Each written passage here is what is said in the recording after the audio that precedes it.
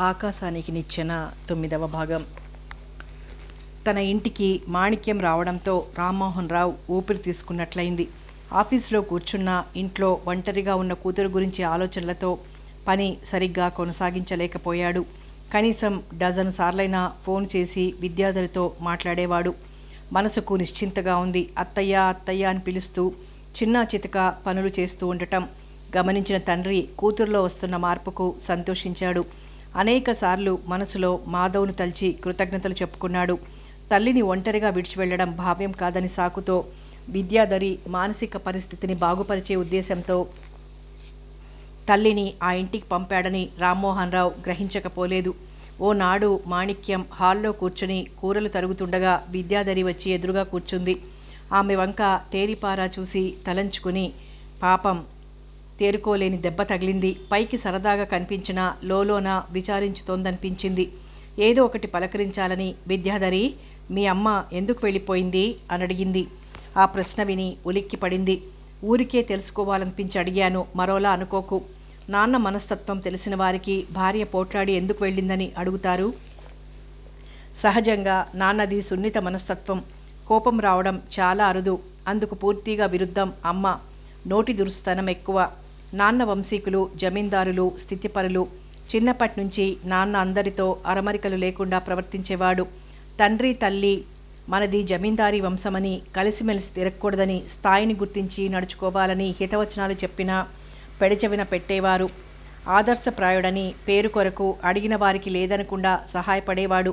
యుక్త వయసు రాగానే వివాహ ప్రయత్నం చేశారు. తల్లిదండ్రులను కాదని బీద ఇంటి పిల్ల అయిన అమ్మను పెళ్లి చేసుకున్నాడు. నేను పుట్టిన కొన్నాళ్లకు అమ్మలో పరివర్తన వచ్చింది.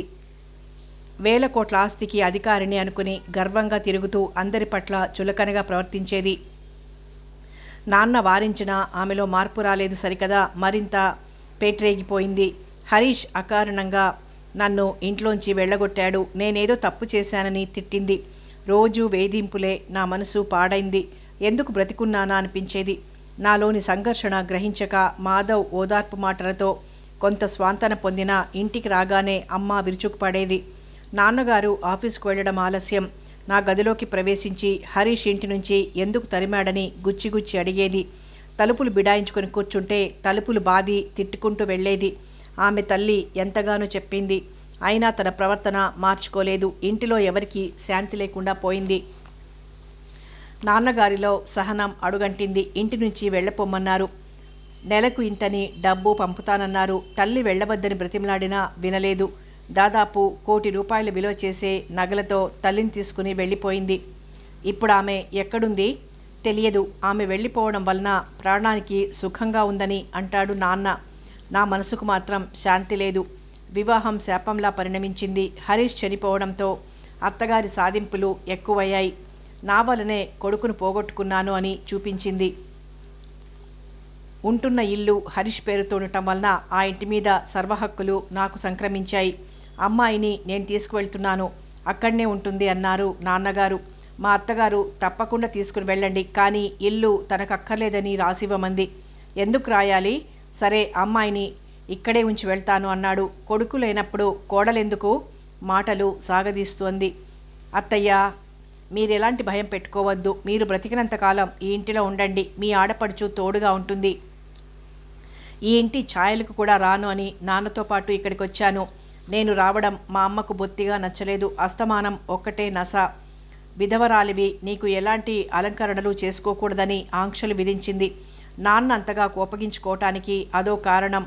అత్తయ్య, మీరు చెప్పండి, ఇందులో నా దోషం ఏముంది? తల్లి ప్రేమకు నోచుకోలేదు. పెళ్లి చేసుకుంటే భర్త వల్ల సుఖం పొందలేకపోయాను. భగవంతుడు నేనేం పాపం చేశానని హీనమైన ఇలాంటి బ్రతుకు నా నుదుట రాశాడు.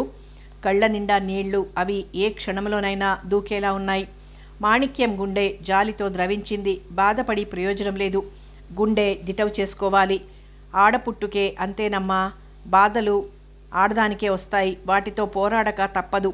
నా భర్త పరస్త్రీ వ్యామోహంలో పడి నన్ను నా కొడుకును విడిచి అర్ధాంతరంగా వెళ్ళిపోయాడు. మొదట్లో బాధపడ్డాను. నాకు నేను ధైర్యం తెచ్చుకున్నాను.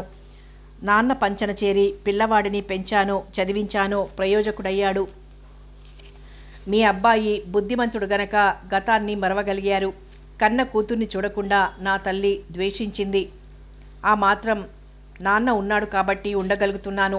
చింతలన్నీ మానేసేయి, వర్తమానంలోకి రా. జీవితం తిరిగి సక్రమదారిలో వెళ్ళాలంటే మళ్ళీ పెళ్లి చేసుకోవడమే ఉత్తమం.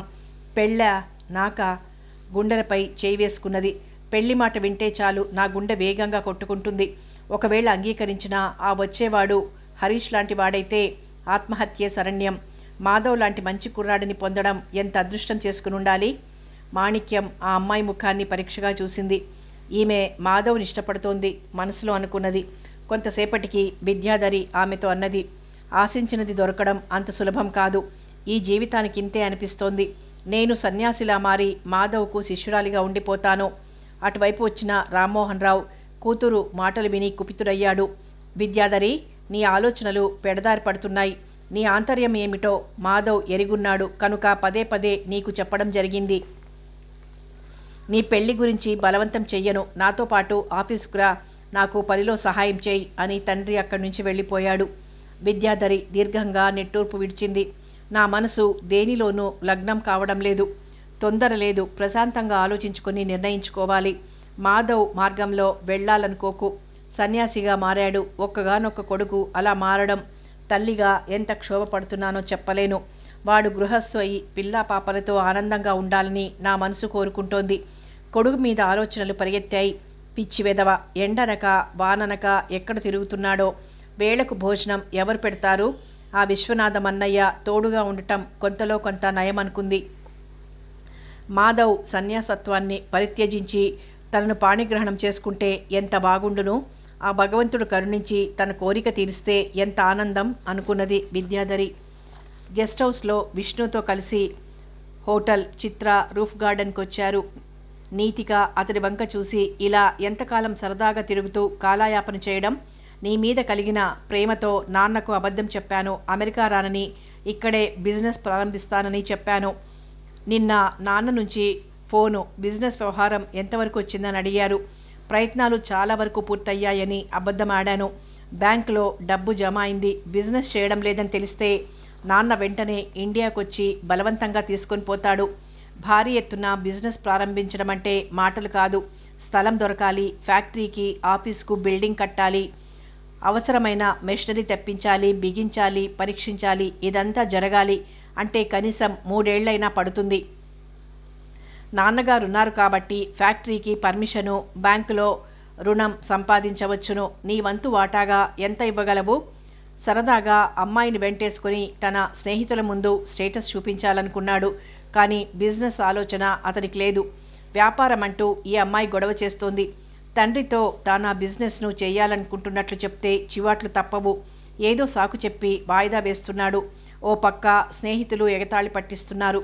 లడ్డూ లాంటి అందమైన అమ్మాయిని వెంటేసుకుని తిరగడం వరకేనా, అనుభవించడం లేదా అని అడుగుతున్నారు. ఆ అమ్మాయితో సన్నిహితంగా మెలిగిన ఆమెను ముట్టుకోవడానికి వెనుకాడుతున్నాడు. అప్పటికి భుజంపై చేయి వేయడం, హక్ చేసుకోవడం జరిగింది. అమెరికాలో పుట్టి పెరిగిన అమ్మాయి గనక తప్పుగా తోచదు, పట్టింపు ఉండదు. ఏదో కారణం చెప్పి బిజినెస్ వాయిదా వేసి ముందుకు ప్రొసీడ్ అవ్వాలి. నీతిక విప్పారిన ముఖంతో, విష్ణు, మంచి ఐడియా తట్టింది. మనం రెడీమేడ్ గార్మెంట్స్ బిజినెస్ చేస్తే ఎలా ఉంటుంది? 2000 చదరపు అడుగుల వైశాల్యం కలిగిన భవనం లీజ్కి లేదా కిరాయికి తీసుకుని ప్రారంభించుకుందాం. ముందుగా 150 కుట్టు మిషన్లు ఖరీదు చేయాలి. సుమారు 200 మందికి ఉపాధి కల్పించిన వారం కాగలం. పై అంతస్తులో గార్మెంట్ల తయారీ, క్రింద అంతస్తులో ఆఫీస్, షోరూమ్ ఏర్పాటు చేసుకోవచ్చును. మనం బ్యాంక్ లోన్కి అప్లై చేయవలసిన అవసరం ఉండదు. బ్యాంక్లో ఉన్న డబ్బు సరిపోతుంది. చివరికి రెడీమేడ్ దుస్తుల వ్యాపారమా?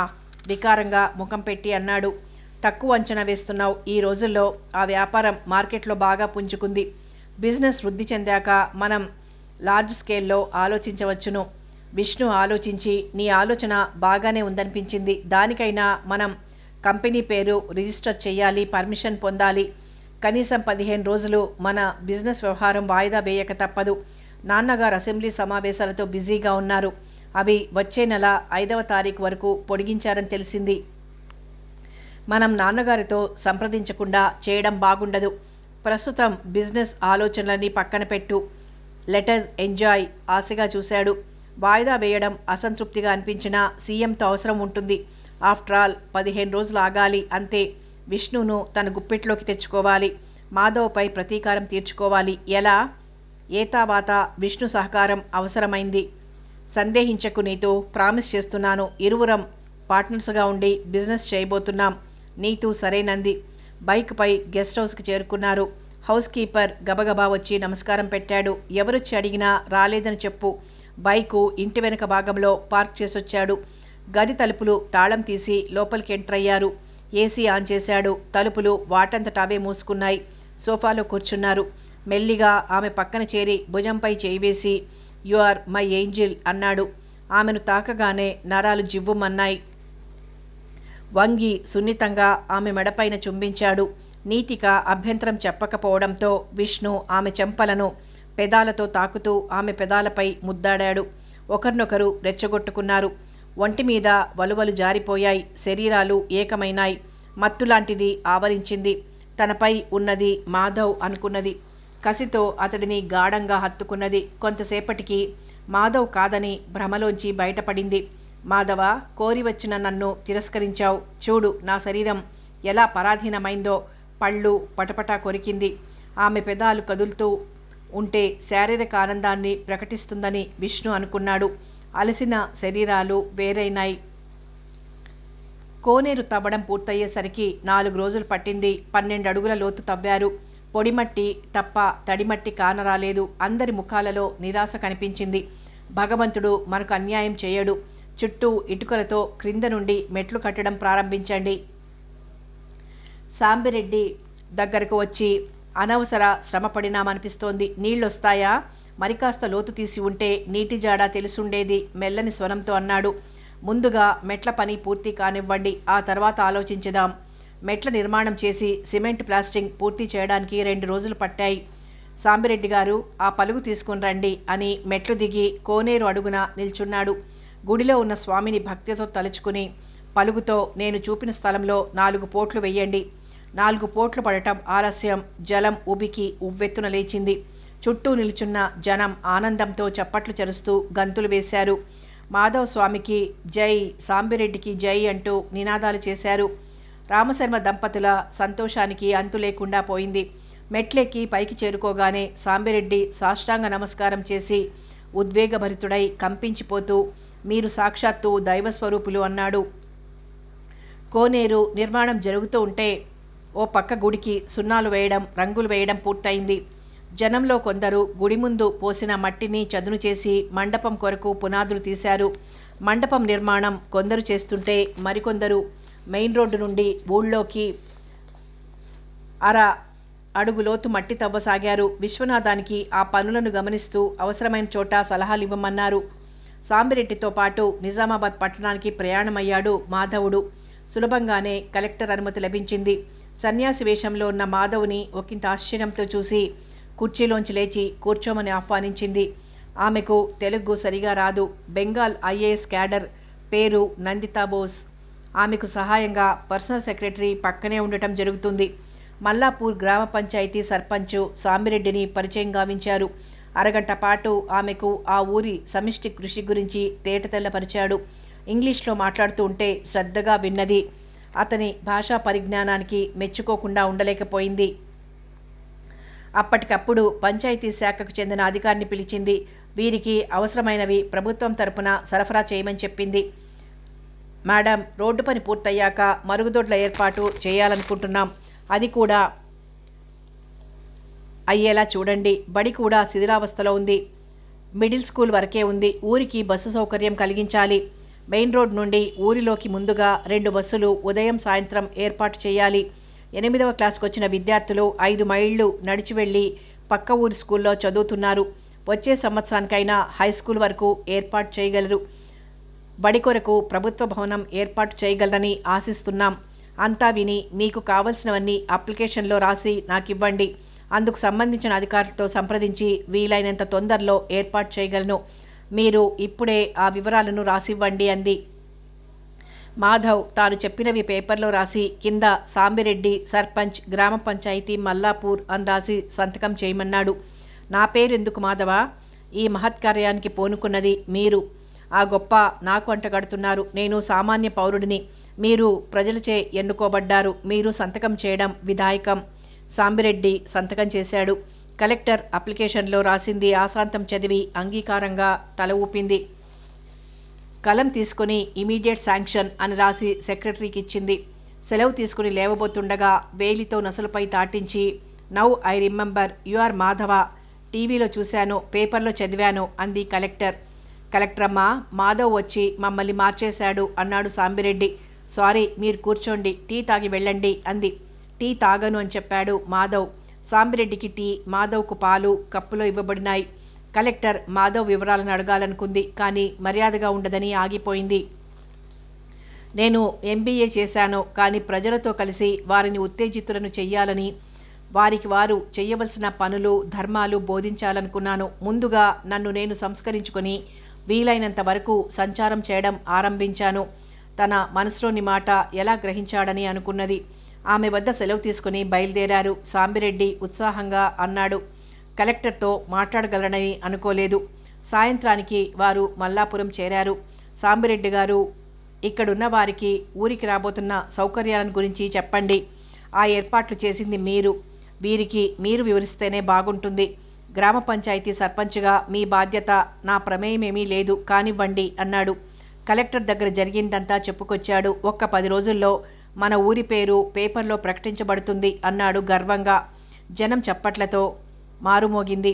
మహాశైలారా, మీరు ఒక బాధ్యతను మరిచారు. గుడిని బాగు చేశారు, కోనేరు తయారైంది, మండపం తయారవుతోంది. పాపం గుడి పూజారి రామశర్మ గారు ఏం పాపం చేశారు? ఆయన ఇల్లును చూశారు కదా, సగభాగం కూలిపోయింది. మిగిలిన కాస్త ఇంటిలో సర్దుకుని ఉంటున్నారు. వారి ఇంటిని బాగు చేయమని నేను చెప్పను, మీరే ఆలోచించి నిర్ణయించండి అన్నాడు మాధవ్. ఆ విషయం నాకు వదిలిపెట్టండి. పంతులు గారింటి బాధ్యత నాది. తలా ఒక చేయి వేస్తే 4 రోజుల్లో ఆ ఇల్లు బేషుగ్గా తయారవుతుంది. ఇంజనీర్ గుడి దగ్గరకొచ్చి మాధవ్ను కలిశాడు. కలెక్టర్ గారు 10 లారీల కంకర రోలరు పంపిస్తూ నన్ను పర్యవేక్షణ చేయమన్నారు. ఈ ఊరి జనం వస్తే పని ప్రారంభించవచ్చు. ప్రెసిడెంట్ సాంబిరెడ్డికి కబురు వెళ్ళింది. హుటాహుటిగా అక్కడికి చేరుకున్నాడు. మాధవ్ ద్వారా విషయం తెలిసి ఆశ్చర్యపోయాడు. కలెక్టర్ అమ్మ అంత వేగంగా చర్య తీసుకుంటుందని ఊహించలేకపోయాడు. ఆ వార్త ఊరివారికి చేరనే చేరింది. ఆగ మేఘాల మీద జనం గుడికి చేరుకున్నారు. లారీలు వరుసగా వచ్చి రోడ్డు పక్కన అక్కడక్కడ కంకర దంపు వేశారు. తట్టలతో కంకర నింపి పోస్తుండగా కొందరు తవ్విన మట్టిని కంకరపై పోయసాగారు. మరికొందరు నీళ్లు చల్లసాగారు. రోలర్ కంకర వేసిన ప్రదేశంలో చదును చేయసాగింది. మధ్యాహ్నం వరకు నిరాటంకంగా పనిచేశారు. భోజనాల సమయానికి అంతా గుడి వద్దకు చేరుకున్నారు. వడ్డనలో మాధవ్, విశ్వనాథం పాల్గొన్నారు. ఇంజనీర్ గమనించాడు. సుశిక్షితులైన సైన్యంలా శ్రమించడం, అనవసర ప్రసంగాలు చేయకపోవడం, మాధవ్ కనుసన్నలలో మెలగడం తన అనుభవంలో మొదటిసారి చూస్తున్నాను అనుకున్నాడు. జనం విశ్రాంతి తీసుకుంటూ ఉండగా ఇంజనీర్, మాధవ్, విశ్వనాథములు కలిసి భోజనం చేశారు. ఆలస్యం చేయకుండా జనం తమ పనుల్లోకి దిగారు. సాయంత్రం అయ్యేసరికి 3 రోడ్డు పూర్తయింది. మరొక 10 లారీల కంకర అవసరం కాగలదని, రేపు ఉదయం కల్లా లారీలు వస్తాయని, అప్పటికి తాను కూడా చేరుకోగలనని ఇంజనీర్ చెప్పి సెలవు తీసుకున్నాడు. జనం కూడా ఇళ్లకు వెళ్ళిపోయారు. రామశర్మ ఇంటి మరమ్మత్తు ఆరంభించబడింది. మాధవ్, విశ్వనాథం, సాంబిరెడ్డి, రామశర్మ దంపతులు మండపంలో కూర్చొని జరగబోయే పనుల గురించి చర్చించసాగారు. సాంబిరెడ్డి గారు, ప్రభుత్వం హరితవనం ప్రణాళిక కింద ఉచిత మొక్కల పంపిణీ జరుగుతోంది. రోడ్డు పని సాగుతుండగా కొంత జనానికి రోడ్డుకి ఇరువైపులా 20 మీటర్లకు ఒక గోతిని తవ్వమని చెప్పండి. పశువుల ఎరువు తెచ్చి ఆ గోతిలో వెయ్యాలి. ఎల్లుండి మీ వీలు చూసుకొని నిజామాబాద్ వెళ్ళండి. అక్కడ అధికారులతో సంప్రదించడం కానీ, లేదా కలెక్టరమ్మ సెక్రటరీని కలిసినా పర్వాలేదు. మనకెన్ని మొక్కలు అవసరమో వారికి చెబితే వారు పంపుతారు అన్నట్లు నా ఆలోచన మీకు చెప్పాలనుకున్నాను. గుడి పక్కన ఖాళీ స్థలం వృధాగా పడి ఉంది. ఆ స్థలంలో మొక్కలు వేసి ఉద్యానవనంగా మారిస్తే బాగుంటుంది. ఇంటికొక మొక్క అన్న నినాదంతో ప్రతి ఇంటికి ఒక మొక్కను కేటాయించాలి. సరిగ్గా 3 ఏళ్లలో పచ్చదనంతో ఈ ఊరు కళకళలాడుతుంది. గ్రామ పంచాయతీ సర్పంచ్గా మీ పేరు మారుమోగుతుంది. సాంబిరెడ్డి తలవంచి నమస్కరించి, న్యాయంగా మీకు చెందవలసిన పేరిది. ఈ పనులన్నింటికీ ముఖ్య కారకుడిని నేనంటూ ప్రచారం చేస్తున్నారు. ఊరికి పెద్ద మీరు. మీ ద్వారా ఈ పనులన్నీ జరగాలి. ఈ ఊరు బాగుపడటం, అభివృద్ధి పదంలో నడవడం కావాలి. ఈరోజు గ్రామస్తులు 300 మంది వచ్చారు. వర్షాకాలం వచ్చేలోగా మొత్తం పనులైపోవాలి. విశ్వనాథం అన్నాడు. సాంబిరెడ్డి ఉత్సాహంగా రేపు మరో 100 మంది రావడానికి ఉత్సాహపడుతున్నారు అన్నాడు. శుభవార్త చెప్పారు. ఆ 100 మందిని ఊరి సెంటర్లో వచ్చి ఎదురు చూడమనండి. ఇంజనీర్ అక్కడికి వస్తాడు. ఇళ్ల వరుసల మధ్య డ్రైనేజీ పైపులు వేయడానికి మార్కింగ్ చేస్తాడు. వాళ్ల చేత తవ్వకాలు జరగాలి. ఇంట్లో ముందు భాగం కానీ వెనక భాగంలో కానీ స్థలం ఉంటే మరుగుదొడ్డు ఏర్పాటుకు ఇంజనీర్ సలహా ఇవ్వగలరు. ఖాళీ స్థలం లేని వాళ్ళు ఊరి బయట 4 దిక్కులా పడేసి మరుగుదొడ్లను కట్టవలసి ఉంటుంది. మాధవ్ చెప్పడం ముగించాడు. సాంబిరెడ్డి లేచాడు. ఊళ్ళోకి వెళ్ళి ఈ విషయం అందరికీ చెప్పాలి అంటూ సాగిపోయాడు. మనం ఈ ఊరొచ్చి ఇవాళ్టికి 15 రోజులు. విశ్వనాథం అన్నాడు. మరో 10 రోజులు ఇక్కడే ఉంటాం. ఊరంతా పూనుకుంటేనే ఈ 10 రోజుల్లో చాలా పనులు జరిగిపోతాయి. ఊరి సెంటర్ వరకు రోడ్డు వేయడం పూర్తయింది. రోడ్డు పక్కన గోతులు తవ్వడం జరిగింది. గుడి వెనక ఖాళీ స్థలంలో చుట్టూ గోతులు తీశారు. ఇంజనీర్తో పాటు వీడియోగ్రాఫర్, ఫోటోగ్రాఫర్ వచ్చి పనులు చేస్తున్న జనం ఫోటోలు తీసుకున్నారు, వీడియోలో చిత్రీకరించారు. మధ్యాహ్నం వేళ వరుసగా కూర్చొని భోజనాలు చేస్తుండగా వీడియోలో బంధించారు. ఆ మర్నాడు ఉదయం లారీలు ఊరి సెంటర్ దాకా వచ్చాయి. సిమెంట్ బస్తాలు పంచాయతీ ఆఫీసులో ఉంచారు. సెరామిక్ పైపులు దింపి ఒకదానిపై ఒకటి పేర్చారు. మరో లారీ నిండా రకరకాల మొక్కలొచ్చాయి. ఇవన్నీ ఒకెత్తైతే ఊరి వారిని ఆనందపరుస్తూ ఆర్టీసీ బస్సు వచ్చి ఆగింది. పక్క ఊరి స్కూలుకు వెళ్లవలసిన విద్యార్థులు నినాదాలు చేస్తూ బస్సులోకి ఎక్కారు. ఊరి జనం సంతోషం అంతా ఇంతా కాదు. ఒక్క 15 రోజుల్లో మన ఊరికి ఎన్ని మార్పులు వచ్చాయని చెప్పుకున్నారు. ఇదంతా ఆ మాధవస్వామి చలువ అన్నారు. రామశర్మ ఇల్లు పునర్నిర్మించబడింది. గోతులలో మొక్కలు నాటారు. గుడి దగ్గర ఖాళీ స్థలంలో కూడా మొక్కలు నాటబడినాయి. 10 మంది జనం ఆ మొక్కలకి రోజు క్రమం తప్పకుండా నీళ్లు పోసే పని అప్పగించబడింది. ఇళ్ల మధ్య పైపులు వేసి మట్టితో పూడ్చారు. నా ఇల్లు నీ ఇల్లు అనే భేదం పాటించకుండా సమిష్టిగా మరుగుదొడ్ల నిర్మాణం చేపట్టారు. అనుకున్నట్లుగా ఊరి బయట మరుగుదొడ్లు కట్టారు. మురుగునీరు పోవడానికి కాలువలు తీశారు. ఖాళీ స్థలం గల ఇళ్లల్లో మొక్కలు నాటారు. తమ ఇళ్లకు సున్నాలు వేసుకున్నారు. ఆ ఊరికి సంబంధించిన ఆసామి తన ఇంటికి తాళం వేసి కుటుంబంతో పట్నంలో స్థిర నివాసం ఏర్పరచుకున్నారు. ఆయన్ను సంప్రదించి ఆ భవనంలో హైస్కూలు తరగతులు నడిపేట్లు, అంతకు క్రితం ఉన్న స్కూలులో 7వ తరగతి వరకు యథాతథంగా నడిపేటట్లు నిర్ణయించబడింది. పాత స్కూలుకు మరమ్మతులు చేశారు. 2 భవనాలకు సున్నం రంగులు వేశారు. హైస్కూలుకు బల్లలు, కుర్చీలు, తరగతులకు కావలసిన వస్తువులు రావడమే తరువాయి. వాటి కొరకు మాధవ్ను కలెక్టర్ను కలిసి రావాలనుకున్నాడు. ఆ ఊరిపై ప్రత్యేక శ్రద్ధ కనబరచడం వలన స్కూళ్లకు కావలసిన సరంజామా వచ్చి చేరింది. కలెక్టర్ ఎప్పటికప్పుడు జరుగుతున్న కార్యక్రమాలను ఇంజనీర్ ద్వారా తెలుసుకోసాగింది. హైస్కూల్కు అవసరమైన ఉపాధ్యాయులకు వసతి సౌకర్యం గురించిన సమస్య పరిష్కారం దొరకలేదు. సాంబిరెడ్డికి తొలుత తండ్రితో పాటు పెంకుటింట్లో ఉండేవాడు. ఆయన ప్రెసిడెంట్గా ఎన్నికైన తర్వాత కొంత పొలం అమ్మి 2 అంతస్తుల భవనం కట్టుకొని కొత్త ఇంట్లోకి భార్యా పిల్లలతో మారిపోయాడు. తండ్రి పోయాక తల్లి మాత్రం ఒంటరిగా ఆ పెంకుటింటిలో ఉంటోంది. అన్ని సౌకర్యాలు ఏర్పాటు చేసుకున్న భవనాన్ని రాబోయే ఉపాధ్యాయులు, హెడ్ మాస్టర్లు నివసించడానికి ఇవ్వగలనని, తాను పూర్వపు ఇంటిలోనికి మారగలనని మాధవ్తో అన్నాడు. ఆ విషయం ఇంజనీర్ ద్వారా కలెక్టర్ గారికి తెలపబడింది. అనుకున్న విధంగా మార్పులతో మల్లాపురం సిద్ధమైంది. ఆ ఊరి ప్రారంభోత్సవం కలెక్టర్ చేత జరిపించాలని మాధవ్ సూచించాడు. ఆమె సహకారంతోనే కదా త్వరితగతిన పనులయ్యాయి. అందరూ ఆమోదం మీద కలెక్టర్ గారు దగ్గరికి ఊరిలోని పెద్ద మనుషులను వెంటపెట్టుకొని సాంబిరెడ్డి వెళ్ళాడు. ఊరి ప్రారంభోత్సవానికి రమ్మని ఆహ్వానించాడు. అందుకు ఆమె సంతోషంగా అంగీకరించింది. ఊరి బయట ఉన్న బురుజుకు సున్నాలు వేశారు. పైన త్రివర్ణ పథకం ఎగరవేయబడింది. ముఖద్వారాన్ని కిరుపక్కల గెడలు పాతి రంగురంగుల కాగితాలు అతికించారు. ఊరి సెంటర్ దాకా రోడ్డుకి ఇరువైపులా గడలు పాతి రంగు కాగితాల తోరణాలు కట్టారు.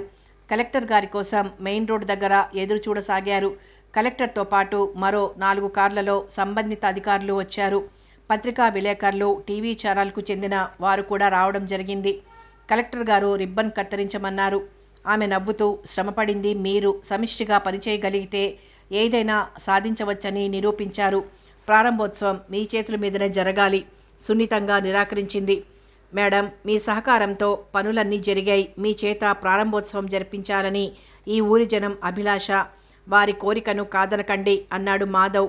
Collector ribbon కత్తిరించింది. జనం చప్పట్లతో కలెక్టర్కు స్వాగతం పలికారు. వివిధ కోణాలలో ఫోటోలు తీస్తూ పోయారు. టీవీ ఛానల్ వారి కెమెరా పనిచేయసాగింది. కలెక్టర్ కారు అక్కర్లేదని ముందుకు నడవగా ఊరివారు ఆమెను అనుసరించారు. అక్కడ జరిగిన పనులను నిశితంగా పరిశీలిస్తూ తలాడించింది. కలెక్టర్ గుడిలోకి దారితీసింది. గుడి చరిత్ర, ఆ ఊరి చరిత్రను మాధవ్ వివరించాడు. చారిత్రక స్థలంగా గుర్తించాలని విన్నవించాడు. రామశర్మ గారు అతిథులకు తీర్థప్రసాదాలిచ్చాడు. అక్కడి నుంచి బయలుదేరి ఊరివైపు నడక సాగించారు. పార్కు కొరకు కేటాయించిన స్థలం చూపాడు. ఊళ్ళోకొచ్చారు. మరుగుదొడ్లను, మిడిల్ స్కూల్, హై స్కూల్ భవనాలను సాంబిరెడ్డి గారు ఉచితంగా ఉపాధ్యాయుల కొరకు ఇచ్చిన భవనాన్ని సందర్శించింది. ప్రతి ఇంట మొక్కలను పాతిన కార్యక్రమం కూడా చూసి ఊరి సెంటర్లోకి వచ్చింది. కలెక్టర్ను అన్న గర్వం లేకుండా అరుగుపైన ఆసీనురాలైంది. తనతో వచ్చిన అధికారులను కూర్చోమన్నది. సాంబిరెడ్డిని ఉద్దేశించి కలెక్టర్ను మెచ్చుకుంది. వెల్డన్ రెడ్డి గారు, ఈ ఊరికి కావలసిన సౌకర్యాలు కావాలనుకుంటే చెప్పండి అంది. అతను మాధవ్ వంక చూశాడు. సర్పంచ్ గారు, మనస్ఫూర్తిగా ధన్యవాదాలు తెలపాలనుకుంటున్నాను. మేడం, ఈ గ్రామానికి రక్షిత నీటి పథకం క్రింద తాగునీటి సరఫరా కొరకు ఏర్పాట్లకు అనుమతివ్వండి. ఇంతవరకు భూగర్భ జలాలు తరిగిన దాఖలాలు లేవు. తీయటి నీళ్లు గ్రామంలో 5-6 చోట్ల బోరులు వేయించి ఆ నీరు ట్యాంకులకు ఎక్కించి నల్లాల ద్వారా సరఫరా జరిగితే బాగుంటుందని సర్పంచ్ గారి ఆలోచన. ఇప్పటికే కోరిన సౌకర్యాలను ఏర్పాటు చేశారు. తాగునీటి ఏర్పాటు చేయించమని మిమ్మల్ని అడగడానికి సంశయిస్తున్నాడు. కలెక్టర్ నవ్వి, చూసారా రెడ్డి గారు, మీ మనసులోని మాట మాధవ్ గారు చెప్పారు. త్వరలోనే ఏర్పాటు చేయబడుతుందని ఈ గ్రామ ప్రజల ముందర హామీ ఇస్తున్నాను. జై హింద్ అని ఆమె లేచి నమస్కరించింది. సాంబిరెడ్డి ముందుకొచ్చి, కలెక్టర్ అమ్మ, అందరికీ భోజనం ఏర్పాట్లు చేశాం. మీరు భోజనం చేసి వెళ్ళమని మనవి చేసుకుంటున్నాను. ఈరోజు 3 గంటలకి మినిస్టర్ గారి టెలికాన్ఫరెన్స్ ఉంది. అన్యదా భావించకండి. అందుకు కావలసిన వివరాలు తయారు చేయమని సెక్రటరీకి చెప్పొచ్చాను. మిస్టర్ మాధవ్, మీకు వీలు కలిగినప్పుడు మా ఆఫీస్కి రండి ఆహ్వానించింది. కారు రాగానే అందులో కూర్చొని కలెక్టర్ వెళ్ళిపోయింది. గ్రామ ప్రజల ముఖాలలో ఆనందం తాండవిస్తోంది. ఊరి ప్రజలతో పాటు వచ్చిన ఇతర అధికారులు భోజనాలు కావించారు. వండిన పదార్థాల రుచులను ఆస్వాదిస్తూ సరదాగా కబుర్లతో భోజనాలు పూర్తయినాయి. మర్నాడు ఉదయం వచ్చిన పేపర్ నిండా ఆ ఊరు సాధించిన సౌకర్యాలు, సమిష్టిగా కృషితో వారు ఏ విధంగా పనులు పూర్తి చేసిన వివరాలతో పాటు ఫోటోలు ప్రచురించారు. గ్రామ సర్పంచి గ్రామ ప్రజలను ఒక్క తాటి మీద నిలబడి స్వచ్ఛందంగా శ్రమదానం చేయించడాన్ని పొగిడారు. ఈ విజయాల వెనుక మాధవస్వామి ప్రోత్సాహం ఉందని, అంతా కలిసికట్టుగా పనిచేయగలిగామని గ్రామ సర్పంచ్తో పాటు గ్రామస్తులు చెప్పారు. వారి ఫోటోను ప్రచురించడానికి అంగీకరించలేదు. టీవీ ఛానల్ వారు సవిస్తరంగా మల్లాపురం గురించి వివరాలు 15 నిమిషాలు టెలికాస్ట్ చేయడం జరిగింది. ఆ విషయం తెలిసిన సదరు నియోజక ఎమ్మెల్యే సరాసరి ముఖ్యమంత్రికి తనను ఆహ్వానించకుండా కలెక్టర్ గారు ప్రారంభోత్సవం చేయడమేమిటని ఫిర్యాదు చేశాడు. సభలో కలెక్టర్లు ఎమ్మెల్యేలను ఖాతరు చేయడం లేదని, సరైన గౌరవం ఇవ్వకపోవడం బాధాకరమని అధ్యక్షుడితో మొరపెట్టుకున్నారు. సమాధానంగా ముఖ్యమంత్రి లేచి, అధ్యక్ష, నేను మనవి చేసేది ఏమనగా, అసెంబ్లీ సమావేశాలు లేనప్పుడు ప్రతి సభ్యుడు తమ నియోజకవర్గంలో ఉండి ప్రజలతో సంబంధాలు ఏర్పరచుకొని వారి కష్టసుఖాలలో పాలు పంచుకోవాలి. కలెక్టర్లు గౌరవించడం లేదనుకోవడం హాస్యాస్పదం. ఈ సందర్భంలో మల్లాపురం గ్రామస్తులకు గ్రామ సర్పంచ్ని అభినందిస్తున్నాను. సమిష్టి కృషితో ఎంతటి కష్టతరమైన పనైనా సాధించవచ్చని నిరూపించారు. వారికి కావలసిన అన్ని సౌకర్యాలు ప్రభుత్వం కలుగజేస్తుందని సభాముఖంగా వారికి హామీ ఇస్తున్నాను. నీతిక విష్ణుల మధ్య సన్నిహిత్వం మరింత పెరిగింది. ఒకరిని విడిచి మరొకరు ఉండలేకపోతున్నారు. శారీరక సంబంధం కొనసాగుతూనే ఉంది. విష్ణుతో శారీరక సుఖాన్ని పొందుతూ మాధవ్ను గుర్తు చేసుకునేది. సీఎం ఇంటికి అడపాదడపా రావడం, విష్ణు గదిలో గంటల తరబడి కూర్చోవడం జరుగుతోంది. నీతిక ఓ చిన్న ఫ్యాక్టరీ ప్రారంభించబోతోందని, తన సహాయ సహకార్యాలు కోరుతూ ఇంటికొస్తుందని, తమపై అనుమానం కలగకుండా ఆమె రాకకు కారణం చెబితే ఇంటిలోని వారు నమ్మారు. విష్ణు కోసం సీఎం ఇంటికి వెళ్ళింది నీతిక. అతను స్నానం చేస్తున్నాడని తెలిసి సోఫాలో కూర్చొని ఎదురు చూస్తూ ఉండగా గాయత్రి అటుగా రావడం కంటపడింది. తటాలున ఆమె మనసులో ఓ దురాలోచన రావడంతో గాయత్రిని కేకేసి పిలిచింది. సోఫాలో తన పక్కన కూర్చోమంది. కారణమేమిటి? చాలా నీరసంగా కనిపిస్తున్నావు, నఖశిఖ పర్యంతం పరికిస్తూ అడిగింది. అలాంటిదేం లేదు, నేను బాగానే ఉన్నాను అంది. నాకు తెలుసు, నువ్వెంత దాచాలని ప్రయత్నించినా ముఖంలో ప్రస్ఫుటమవుతున్న బాధను దాచలేవు. మాధవ్ని మర్చిపోలేకపోతున్నావు, అవునా? గాయత్రి మౌనంగా ఉండిపోయింది. ఇంట్లో వద్దంటే వెళ్ళడం మానివేయాలా? అతన్ని చూడాలని కోరికగా ఉన్నా మీ నాన్నగారు కోపగించుకుంటారని నీలో నీవు మదన పడుతున్నావు. నీలోని దిగులు తగ్గాలంటే ఎవరికీ తెలియకుండా మాధవ్ని చూసిరా. ప్రస్తుతం మల్లాపురంలో ఉన్నాడు. పేపర్లో ఆ ఊరి గురించి రాస్తూ మాధవ్ ప్రసక్తి తీసుకొచ్చారు. 2-3 గంటల ప్రయాణం. అలా వెళ్ళి అతన్ని చూసి ఇలా వచ్చేయగలవు. ఒంటరిగా అక్కడికి వెళ్ళలేను. ఇంట్లో కారణం ఏమని చెప్పాలి? నువ్వు ఈ కాలం అమ్మాయివేనా? కాలేజీలో ఉన్నప్పుడు క్లాసులు ఎగ్గొట్టి స్నేహితులతో సినిమాలు చూసి జరిగిన ఆలస్యానికి చెప్పిన అబద్ధాలు మర్చిపోయావా? మీ అన్న చెల్లెళ్ళ కొరకు కాదు, మీ నాన్నగారు కారు ఏర్పాటు చేశారుగా, ఎవరికేం చెప్పకుండా బయలుదేరి వెళ్ళిపో అని ప్రోత్సహించింది. ఏదో నీ బాధ చూడలేక అన్నానే తప్ప మరో ఉద్దేశంతో చెప్పలేదు అంది తెలివిగా. గాయత్రి అక్కడి నుంచి వెళ్ళిపోయింది. నీతిక పెదాలపై ఓ విషపు నవ్వు వెలిసింది. గాయత్రి వెళ్ళడం ఖాయం. ఆ విషయం తండ్రికి తెలియకుండా ఉండదు. ఒకవేళ తెలియకపోయినా తెలిసేలా చేయగలదు. విష్ణువులో మరింత ద్వేషం పెరుగుతుంది. తండ్రి కూతురుపై విరుచుకుపడతాడు. మాధవ్పై ఉన్న గౌరవభావం తగ్గుతుంది. గుడిలోకి అడుగుపెట్టిన గాయత్రి మండపంలో కూర్చున్న మాధవ్ ముందు నిల్చుంది. ఆమెను చూసి తెల్లబోయాడు. గాయత్రి, హఠాత్తుగా ఎందుకు వచ్చావు? మిమ్మల్ని చూడాలనిపించి వచ్చాను. నాలో ఏముందని వచ్చావు? సర్వసంగ పరిత్యాగినని తెలియదా? ఇంట్లో చెప్పకుండా రావడం తప్పు కదా. నాన్నగారు బాధపడతారని అనిపించలేదా? వారు బాధపడతారని అంటారు కానీ నా బాధను మీరు అర్థం చేసుకోలేదు. ఎంతైనా మగవారు కదా, స్త్రీ హృదయం అర్థం కాదు. ప్రేమరాహిత్యంలో ఇష్టాయిష్టాలుండవు. భ్రమలు పెంచుకొని బంగారం లాంటి భవిష్యత్తును పాడు చేసుకోకు. గాయత్రి కళ్ళ వెంట నీరు చెంపలపైకి జారింది. మాధవ్ మనసు కరిగిపోయింది. నీ మనసు నవనీతం లాంటిది, ఆశలు పెంచుకోవద్దని లోగడ చెప్పాను. అదే మాట ఇప్పుడు కూడా చెప్తున్నాను. మనసులోంచి నాపై ఆలోచనలు తుడిచేయి. మీ అమ్మా నాన్నలకు సంతోషం కలిగించు. గాయత్రికి అతని మాటలు చెవికెక్కలేదు. మీరు ప్రాజ్ఞులు, అన్నీ తెలిసినవారు. శారీరక సుఖాన్ని వాంఛించడం లేదు. కేవలం మీ సాన్నిధ్యంలో ఉండాలని కోరుకుంటున్నాను. నాకు సన్యాసం ఇప్పించండి. గాయత్రి, నా హితవు నీకెందుకు రుచించడం లేదు? నా మార్గం కంటకప్రాయం. అనవసరంగా కష్టాలు కొని తెచ్చుకోకు. నేను నిర్దేశించుకున్న మార్గంలో నన్ను వెళ్ళనివ్వు. ఆటంకపరచకు. నన్ను ప్రేమించిన దానివైతే నా మార్గానికి అడ్డురాకు. నిజమైన ప్రేమ త్యాగాన్ని కోరుకుంటుంది. దయచేసి ఇంటికి వెళ్ళిపో. ఆమె ఖిన్న వదనంతో లేచి నిలబడింది. ఈ ఊరును చూడాలని ఉంది. తోడు రాగలరా? కనీసం అలాగైనా కొంతసేపు మాధవ్తో గడపొచ్చని ఆశించింది. విశ్వనాథం వంక చూశాడు. పదండమ్మా, నేను మీ వెంట వస్తానో విశ్వనాథం అన్నాడు. అక్కర్లేదు, నా వెంట ఎవరూ రానక్కర్లేదు. ముక్కుపుటాలు అదిరాయి. కంఠంలో నిష్ఠూరత ధ్వనించింది. వడివడిగా నడుస్తూ గుడిని దాటి కారులో కూర్చుంది. విసురుగా డోర్ మూసింది. నిర్వికారంగా కూర్చున్నాడు మాధవ్. అంత దూరం నుండి వచ్చిన తనను చూసి ముఖాన ఓ చిరునవ్వు లేదు, పలకరింపు లేదు. ఎందుకొచ్చావని ప్రశ్నించాడు. నిర్దయగా వచ్చిన దారిన వెళ్ళిపోమ్మన్నాడు. పాషాణ హృదయుడు. మనసు నిండా వైరాగ్యం అలుముకుంది. సీటుకు తలానించి కళ్ళు మూసుకుని కంటి నుండి జారిన కన్నీరు భుజాలు తడిసిపోసాగింది. కారు పోర్టికోలో ఆగింది. గాయత్రి మెల్లగా అడుగులు వేస్తూ తలంచుకొని తన గదివైపు వెళ్ళబోయింది. తండ్రి గొంతు విని ఆగిపోయింది. తల్లి తండ్రి తీక్షణ చూపులకు నేరస్తురాలిలా తలంచుకుంది. ఎక్కడి నుండి వస్తున్నావు? తండ్రి కంఠం కంగున మోగింది. గాయత్రి మెదలకుండా నిల్చున్నది. గాయత్రి ఎక్కడి నుండి వస్తుందో తెలిసి అడుగుతున్నారేమిటి? విష్ణు విసుగ్గా అన్నాడు. నా మాటపై గౌరవం లేదు, అవునా? మాధవ్ను కలుసుకోకూడదని చెప్పాను, మర్చిపోయావా? మీ అమ్మకు అబద్ధం చెప్పి వెళ్ళావు. ఎందుకు వెళ్లాల్సి వచ్చింది? ఏమనుకుని వెళ్ళావు? పేపర్లో మల్లాపురం గురించిన వార్తలు చదివి ఆ ఊరు చూడాలనిపించింది. చూడాలన్న కోరిక ఉన్నదానివి మీ అమ్మకు అబద్ధం ఎందుకు చెప్పావు? ఊరా పాడా? ఆ సన్యాసి మాధవ్ని చూడాలని వెళ్ళింది. అతనొక దొంగ సన్యాసి. అందర్నీ మోసం చేస్తూ ఉంటాడు. వాడేం మత్తుమందు చల్లాడో గాయత్రి అతనంటే పడి చస్తోంది. ఎంత పరువు తక్కువ! విష్ణువు అనగానే గాయత్రి చువ్వున తలెత్తి, పరువు తక్కువ పనులు నేనేం చేయడం లేదు. ఆ మాటకొస్తే నువ్వే అని చెప్పబోతుండగా అడ్డు తగిలి, చూశారా నాన్న మాట ఎలా దాటవేస్తోందో? ఆ మాధవ్కు తగిన శాస్తి చెయ్యాలి. పరువుగల ఆడపిల్లల జోలికి రాకుండా తగిన బుద్ధి చెప్పాలి. విష్ణు నోటికెంత వస్తే అంత అనేయడమేనా? ఇందులో అతడి దోషం ఏముంది? గాయత్రిని రమ్మని చెప్పలేదు.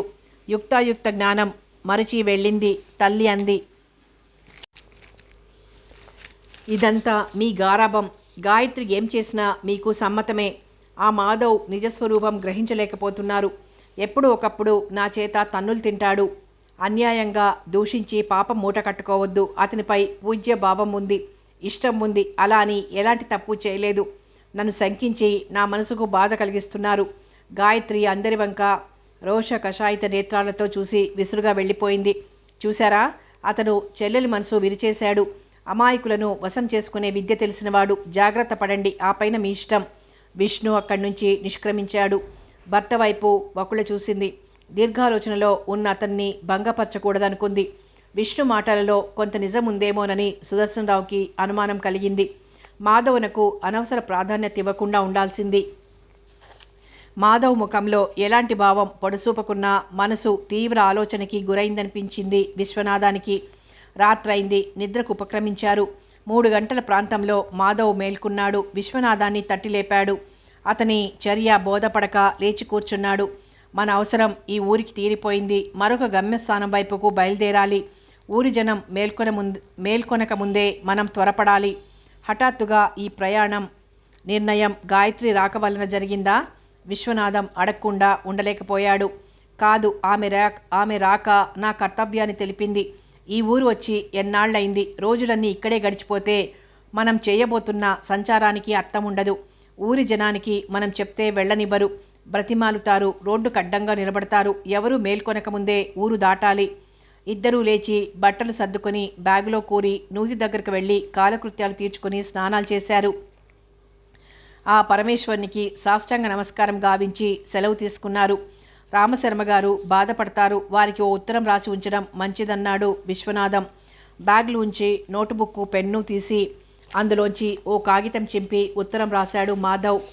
ఆ కాగితం మడిచి నంది విగ్రహం దగ్గరుంచాడు. స్వామికి చివరగా నమస్కారం గావించి గుడి దాటి వేగంగా నడుస్తూ మెయిన్ రోడ్డుకు చేరుకున్నారు.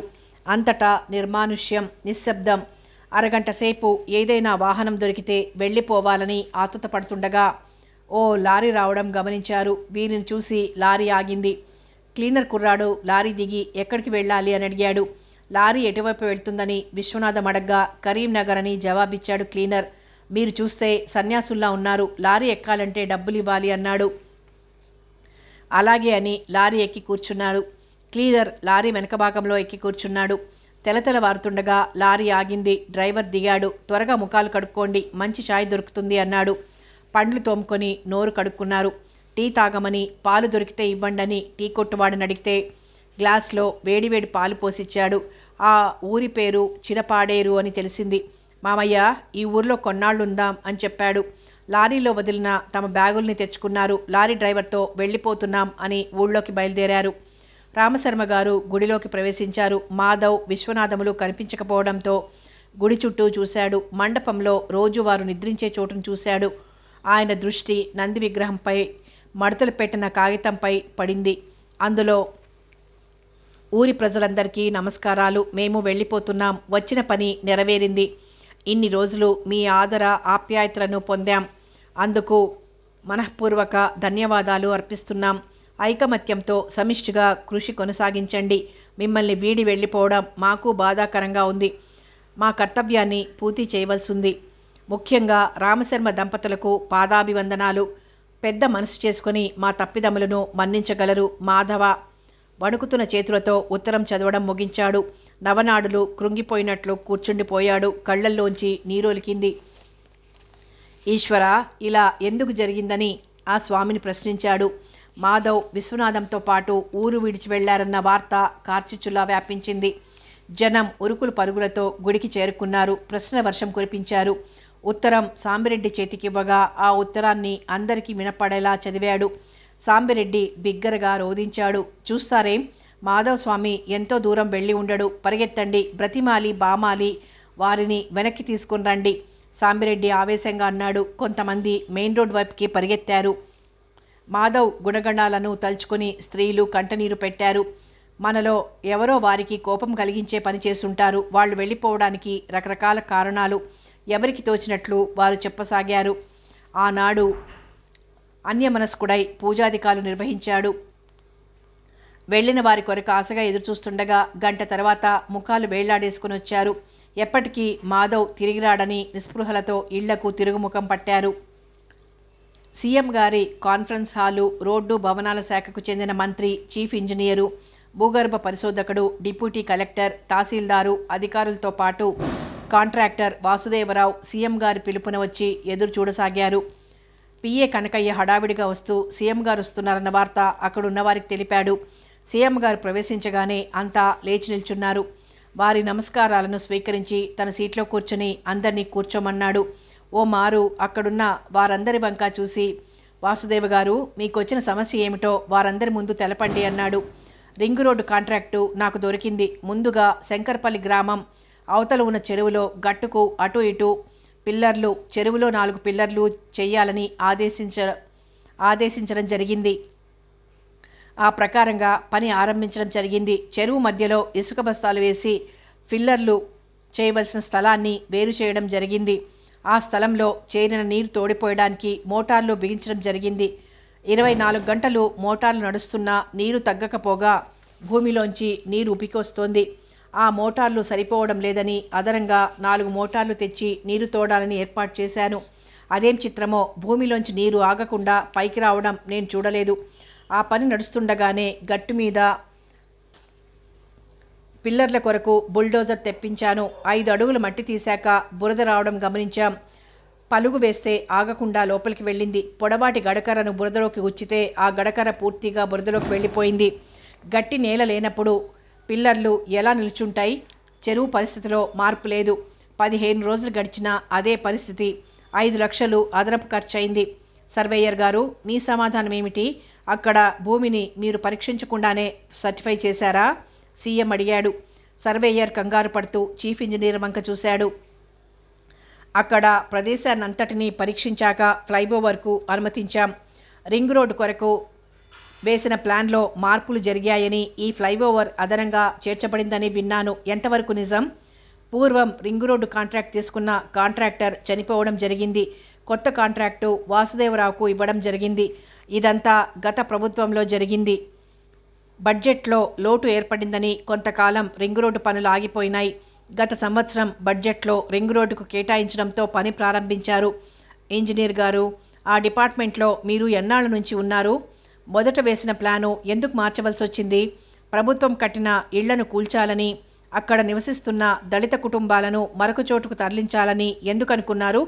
అంత పెద్ద చెరువులోంచి ఫ్లైఓవర్ వెయ్యాలని ప్లాన్లో ఎందుకు కల్పించారు? ఈ ప్రశ్నలకు మీ దగ్గర సమాధానాలున్నాయా? తీవ్ర స్వరంతో సీఎం అడిగాడు. ఏవండి మంత్రిగారు, ఈ విషయం గురించి మీకేమైనా తెలుసునా? మంత్రిగారు చీఫ్ ఇంజనీర్ వంక చూశాడు. రింగ్ రోడ్డుకు చెందిన ఫైలును మీరు స్టడీ చేయకుండా మీటింగుకు రావడం శోచనీయంగా ఉంది. సర్వే ఆఫీసర్ను ఉద్దేశించి అడిగాడు. అక్కడ మట్టి నమూనాలను పరీక్షించడం జరిగిందా? మీరు స్వయంగా అక్కడికి వెళ్ళి చూశారా?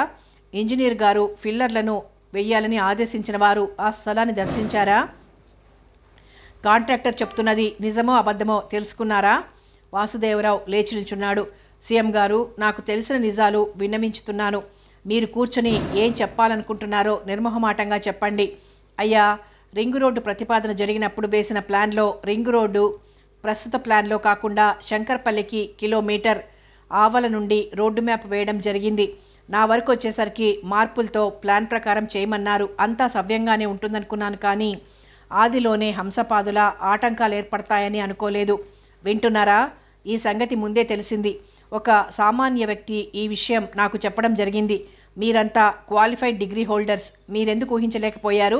చూస్తుంటే పెద్ద గూడుపుటాణి జరిగి ఉండాలనిపిస్తోంది. నిజం చెప్పండి, ఏ కారణం చేత ఆ ప్లాన్ మార్చడం జరిగింది? చీఫ్ ఇంజనీర్ నోరు విప్పాడు. సార్, శంకర్పల్లికి కిలోమీటర్ దూరంలో ఉన్న స్థలాలన్నీ ప్రైవేట్ భూములని రింగ్ రోడ్ అక్కడి నుంచి వేస్తే కోర్టుకు వెళ్తారని డిప్యూటీ కలెక్టర్ గారు చెప్పారు. ఆశ్చర్యంగా ఉందే, ప్రభుత్వ స్థలాలు అక్కడ లేవని ఎలా తెలిసింది? అవును సార్, అక్కడ ప్రభుత్వ స్థలాలు లేవు. శంకర్పల్లి గ్రామానికి ఆనుకొని ఉన్న స్థలాలు జితేందర్ రెడ్డికి చెందినవి. ఎన్నాళ్ళ నుండి అక్కడ పనిచేస్తున్నారు? 10 ఏళ్ళైంది. సీఎం ఆశ్చర్యంగా, అన్ని సంవత్సరాలు ఒకే చోట పనిచేయడం ఎలా కుదిరింది? రూలు ప్రకారం ఈ పాటికి 2 సార్లు ట్రాన్స్ఫర్లు అయి ఉండాల్సింది. కలెక్టర్ గారు, మీకేమైనా తెలుసా? ట్రాన్స్ఫర్ అయి వెళ్ళిపోతూ కలెక్టర్ గారు, తహసీల్దార్ గారు చాలా ఎఫిషియెంట్ అని ట్రాన్స్ఫర్ చేయొద్దని చెప్పారు. ఓహో, కలెక్టర్ గారు చెప్పారని వదిలేశారా? రూల్స్ పాటించక్కర్లేదా? డిప్యూటీ కలెక్టర్ మిన్నకుండిపోయాడు. జరిగిందేమిటో నాకు తెలిసిపోయింది. పిఏ కనకయ్య వైపు ఒకసారి చూసి మార్పులు చేయబడిన ఫైలుపై సంతకం గత ప్రభుత్వంలో జరిగింది. కొన్ని లక్షల రూపాయలు నజరానాగా అందాయి. అక్కడ ప్రభుత్వ భూములు లేవనడం శుద్ధాబద్ధం. జితేందర్ రెడ్డి రియల్ ఎస్టేట్ వ్యాపారి. శంకర్పల్లికి కిలోమీటర్ దూరంలో ఉన్న భూములు ప్రభుత్వానికి చెందినవి. ఆ భూములపై కన్ను పడింది. తహసీల్దార్తో కుమ్ముక్కై రికార్డులు మార్చి దస్తావేజులు సృష్టించి ఆ భూములు జితేందర్ రెడ్డికి చెందినవిగా రికార్డుల్లో నమోదు చేయబడింది. నేనేదో ఆషామాషీగానో లేక కల్పించి చెప్పడం లేదు. సాక్ష్యాధారాలు నా దగ్గరున్నాయి. ఈ గూడు పుటాడీలో ఎవరికెంత భాగముందో ఏసీబీ నుండి రిపోర్ట్ అందింది. నా ప్రభుత్వంలో అవినీతి పనిలో శ్రద్ధలేని వారున్నారని తెలిసి విచారిస్తున్నాను. మీ అందరిపై నమ్మకం ఉంచాను. మీరేమిటో తెలిసిపోయింది. తప్పు చేసిన వారిని క్షమించడం జరగదని ఇదివరకే చెప్పి ఉన్నాను. బాధ్యులైన వారిపై చర్య తీసుకోక తప్పదు. ప్రభుత్వాన్ని మోసగించిన వారిని ఒక్కనాటికి క్షమించకూడదు. తహసీల్దార్ గారు, అన్యాయార్జిత చిట్టా నా దగ్గరుంది. మీరు రికార్డులు తారుమారు చేయడం మీకు వెన్నతో పెట్టిన విద్య. బాధ్యతతో ప్రవర్తించవలసిన చీఫ్ ఇంజనీరు ఏసీ గదిలో కూర్చొని గుడ్డిగా ఫైళ్లపై సంతకం చేయడం మీ అలసత్వానికి తార్కాణం. మంత్రి గారు, ఏసీబీ రిపోర్టు ప్రకారం ఇందులో ఇన్వాల్వ్ అయిన వారందరి మీద చర్యలను ప్రతిపాదిస్తూ ఫైల్ పుటప్ చేయండి. వెంటనే జరిగిపోవాలి. తక్షణం తహసీల్దార్ను సస్పెండ్ చేయండి. ఎంక్వైరీ కమిటీ వేసి మొత్తం కేసంతా కూపీలాగండి. ప్రభుత్వ భూములను స్వాధీనం చేసుకుని జితేందర్ రెడ్డికి నోటీస్ ఇవ్వండి. ఎవ్వరిని ఉపేక్షించకండి. ఈ సమావేశానికి పూర్వమే లీగల్ సెల్ అభిప్రాయం తీసుకోవడం జరిగింది. కోర్టుకు వెళితే చుక్కెదురు కావడం ఖాయం. మంత్రి గారు, చీఫ్ ఇంజనీర్ నమ్మదగిన మనిషి కాదు. పాత ఫైలు స్థానంలో కొత్త ఫైలు ఉంచబడింది. ఆ పాత ఫైలు నేను చూడాలి. వెతికించండి. కనకయ్య, నిన్ను హెచ్చరిస్తున్నాను. ఏ ఆఫీసర్ అయినా వచ్చి అర్జెంటు ఫైళ్లపై సంతకం కావాలని కోరితే వాటిని నా ముందుంచకూడదు. ఏది అవసరమో ఏది అనవసరమో నాకు తెలుసు. కనకయ్య బ్రతుకు జీవుడా అని బయటకొచ్చాడు. సీఎం గ్లాస్లోని మంచినీళ్లు తాగాడు. మాధవ్ ఆ రోజు చెప్పిన మాటలు గుర్తుకొచ్చాయి. ఆ చెరువు పైనుండి ఫ్లైఓవర్ వెయ్యలేరని ఘంటాపదంగా చెప్పాడు. అతని మాట కాదని రోడ్డు ప్రారంభించి ఉంటే హరిజన వాడవాసులు నిరాశ్రయులయ్యేవారు. ఏది ఏమైనా ఒక ఘోరం జరగకుండా కాపాడినాడు. గాయత్రిలో చాలా మార్పు వచ్చింది. తల్లిదండ్రులకు ఎదురు చెప్పనిది ఇప్పుడు ధైర్యంగా మనసులో మాట చెప్తోంది. గాయత్రి ఇక్కడ ఉండకూడదు. చదువు పేరుతో విదేశాలకు పంపించేయాలి. చిరపాడేరు, పెదపాడేరు గ్రామాల మధ్య నల్లబాగు పారుతోంది. పూర్వం 2 గ్రామాలు ఒకే గ్రామంగా ఉండేవి. ఆ ఊరి దొరగారికి 2 మగ సంతానం.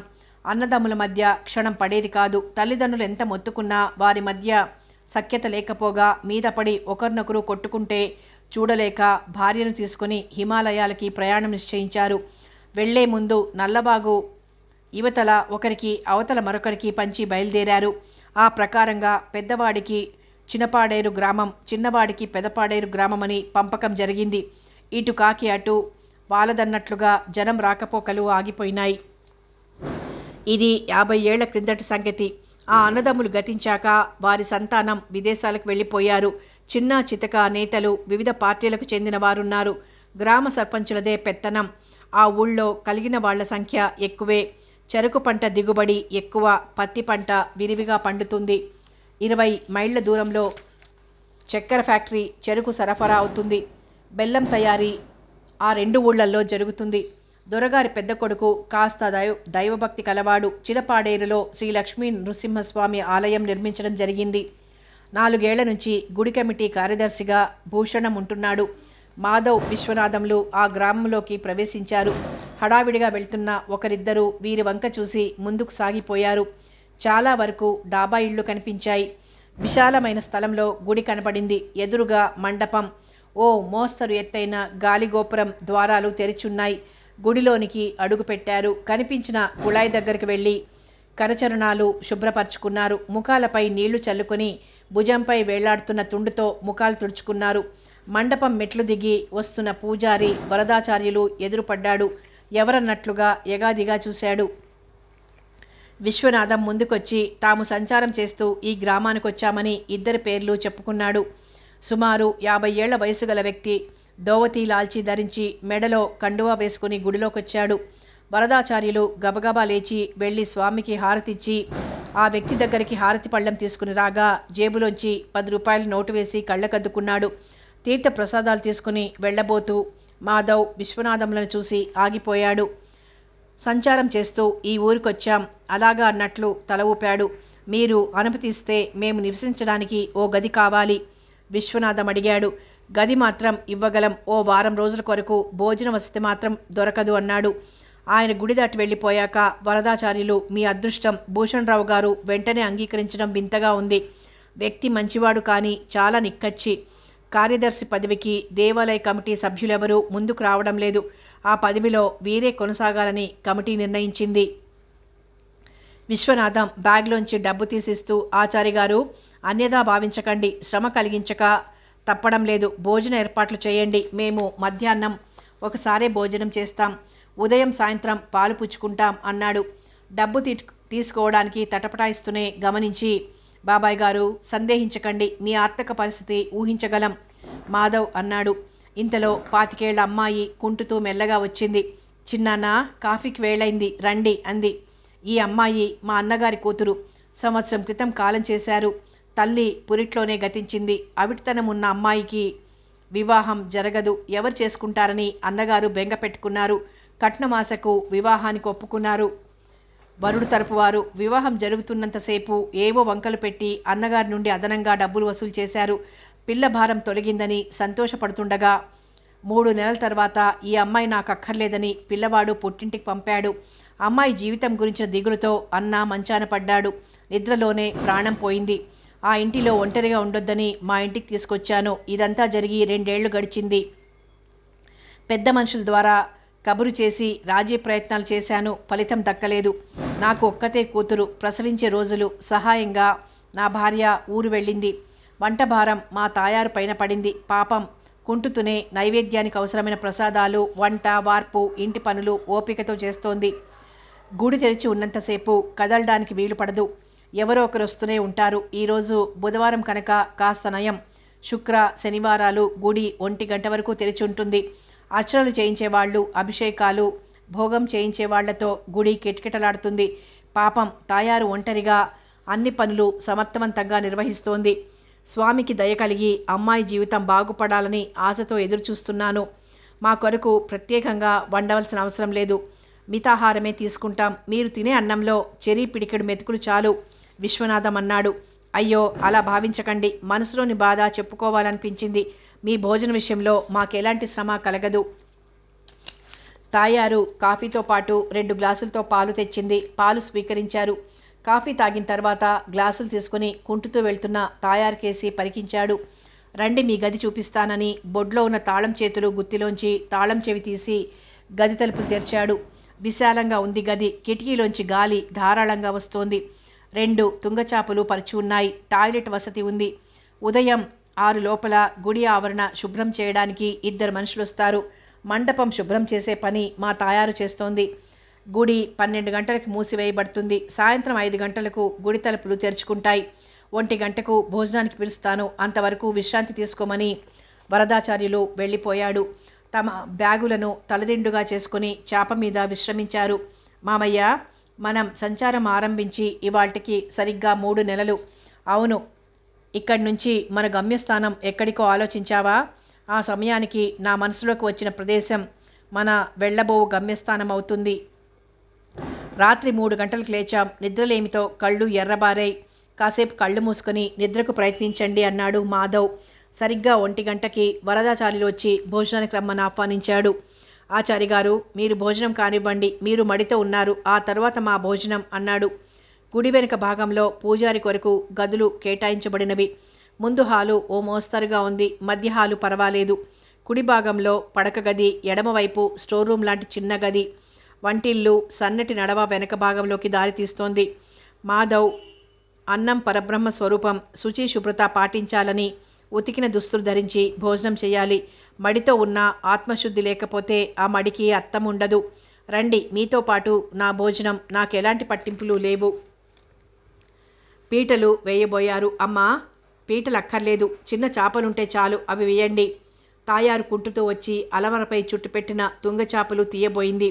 అందక వేళ్ల మీద నిలబడి అందుకోబోయింది. బలమంతా ఒంటికాలిపై పడటంతో కాలు నిలవక పడబోయింది. వరదాచార్యులు ఆమెను పడకుండా ఆపాడు. ఆమె రొప్పుతూ ఉంటే, అలా కూర్చో, ఎన్నిసార్లు చెప్పాను చేతగాని పనులు చెయ్యొద్దని, అన్నింటికీ తగుదనమ్మానొస్తావు అని విసుక్కున్నాడు. ఆ విసుగులో కోపం లేదు, బాధ మాత్రం ఉంది. మాధవ్ ముందుకొచ్చి, అమ్మాయి అలాగే కూర్చో, లేవకు, ఏది నీ కాలు చూపు అన్నాడు.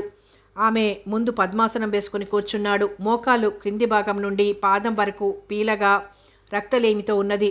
చీర కొంచెం పైకి జరిపి కదలకుండా కూర్చో. తాయారు పినతండ్రి వంక చూసింది. పర్వాలేదన్నట్లుగా తలాడించాడు. ఆమె సిగ్గుపడుతుంటే, అమ్మాయి, నీ అన్నలాంటి వాడిని సందేహించకు. చెయ్యి పాదంపై వేశాడు. ఆమె ఒళ్ళంతా జలధరించింది. మాధవ్ నిమిషం పాటు కళ్ళు మూసుకుని ధ్యానించాడు.